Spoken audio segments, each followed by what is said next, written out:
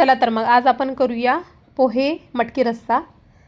त्यासाठी आपण नॉर्मल पोहे जसे करतो तसे, त्यासाठी मी एक कढई ठेवली, त्यामध्ये तेल, थोडेसे जिरे, मोहरी, कढीपत्ता आणि कांदा छानपैकी परतून घेतला। त्यानंतर चवीनुसार आपल्याला लागेल तशा हिरव्या मिरच्या त्या पण टाकल्या। त्यानंतर भाजलेले शेंगदाणे, कोथिंबीर हे सगळं छानपैकी मिक्स केलं। नंतर शेवटी थोडीशी हळद आणि चवीपुरतं मीठ मिक्स केलं।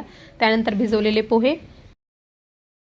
चला तर मग आता स्टेप 2, त्यासाठी मी एका पातेल्यामध्ये तेल टाकलं, त्यामध्ये तेलामध्ये जिरे, मोहरी, प्रॉपर बारीक केलेला कांदा, त्यानंतर टोमॅटो थोडासा तोही मिक्स केला। त्यानंतर त्यात कोथिंबीर, थोडासा कढीपत्ता छान प्रकारे मिक्स केल्यानंतर त्यामुळे चवीनुसार हळद, तिखट, मीठ आणि थोडासा काळा मसाला, घरचा काळा मसाला तो मिक्स केला। त्यानंतर थोडेसे 2 चमचे पाणी टाकलं, त्यामुळे त्या रस्स्याला खूप छान प्रकारे तर्री येते कोणत्याही भाजीला तुम्ही ही जर ट्रिक वापरली तर।